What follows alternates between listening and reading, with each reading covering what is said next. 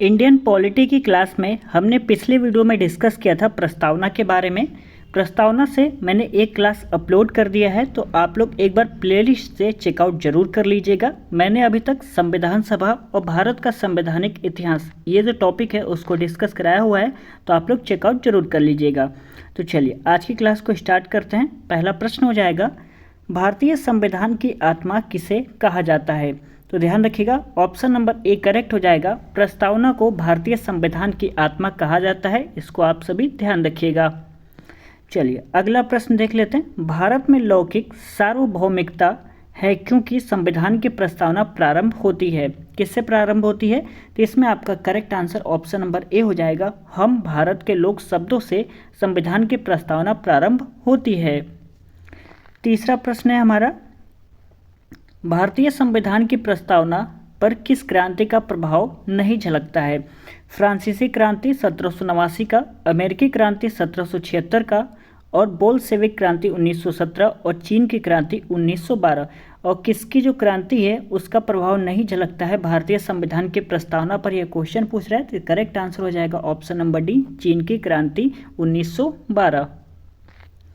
Question number 24 कह रहा है, मूल अधिकार संविधान के अनुसार भारत है, क्या है? तो करेक्ट आंसर हो जाएगा ऑप्शन नंबर ए, प्रभुत्व संपन्न, लोकतांत्रिक और गणराज्य। ये आपका आंसर करेक्ट हो जाएगा।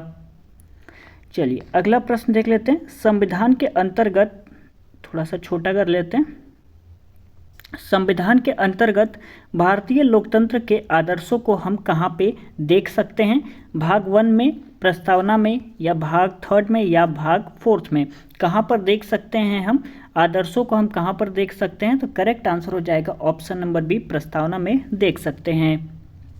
चलिए क्वेश्चन नंबर 26 कह रहा है, 42वें संविधान संशोधन अधिनियम 1976 द्वारा प्रस्तावना में किस शब्द को नहीं जोड़ा गया है?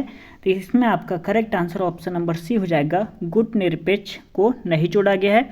धर्मनिरपेक्ष, समाजवादी और एकता और अखंडता को जोड़ा गया है। 42वें संविधान संशोधन 1976 के द्वारा प्रस्तावना में 3 शब्द जोड़े गए हैं, ध्यान रखिएगा, समाजवादी, धर्मनिरपेक्ष और अखंडता।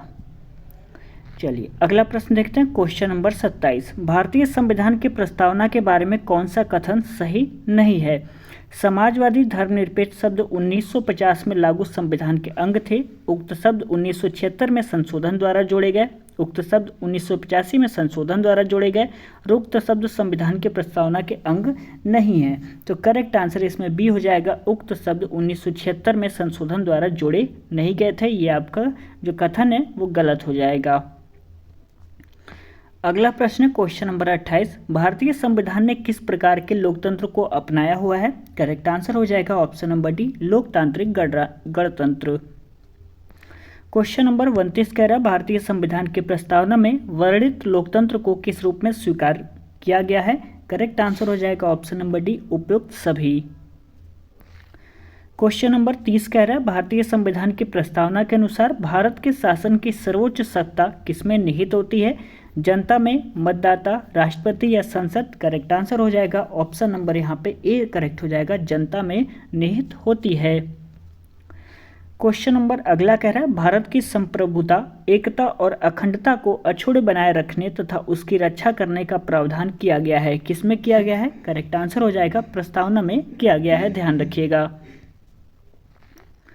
अगला प्रश्न कह रहा है, भारतीय संविधान की प्रस्तावना में जिन आदर्शों एवं उद्देश्यों की रूपरेखा दी गई है उनकी आगे व्याख्या की गई है कि? ऑप्शन नंबर ए कह रहा है, मूल अधिकारों के अध्याय में, राज्य के नीति निर्देशक सिद्धांतों एवं मूल कर्तव्य में, मूल अधिकार राज्य के नीति निर्देशक सिद्धांतों एवं मूल कर्तव्यों में, या संविधान के पाठ में कहीं पे नहीं इसकी व्याख्या की गई है?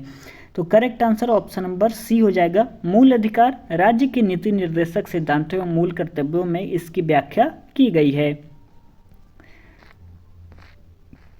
अगला प्रश्न है हमारा, संविधान सभा में प्रस्तुत उद्देश्य प्रस्ताव में अभिव्यक्ति विचार को भारतीय संविधान के किस भाग में पूर्णतः शामिल किया गया है? तो इसमें आपका correct answer option number A हो जाएगा, प्रस्तावना में शामिल किया गया है। क्वेश्चन नंबर 34 कह रहा है, भारतीय संविधान की प्रस्तावना से क्या स्पष्ट नहीं होता है? ए कह रहा है संविधान का स्रोत, बी कह रहा है शासन के ध्येयों का विवरण, और सी है संविधान को लागू करने की तिथि, और ऑप्शन नंबर डी कह रहा है संविधान को अंगीकृत, अधिनियमित और आत्मर्पित करने की तिथि। क्या स्पष्ट नहीं होता है भारतीय संविधान की प्रस्तावना से? तो इसमें आपका क्या स्पष्ट नहीं होता है? तो करेक्ट आंसर हो जाएगा ऑप्शन नंबर सी, संविधान को लागू करने की तिथि।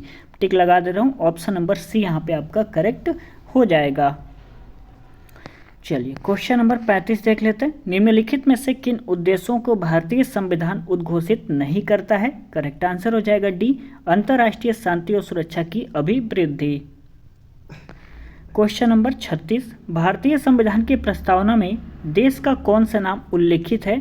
करेक्ट आंसर हो जाएगा यहाँ पे आपका ऑप्शन नंबर सी, भारत और इंडिया। क्वेश्चन नंबर 37 कह रहा है भारतीय संविधान किसके द्वारा स्वीकृत किया गया है? करेक्ट आंसर हो जाएगा यहाँ पे आपका भारत की जनता द्वारा।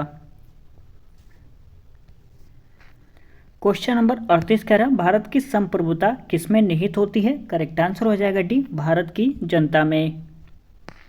क्वेश्चन नंबर 39 कह रहा है भारतीय संविधान को संविधान सभा द्वारा अंगीकृत किया गया था। कब किया गया था?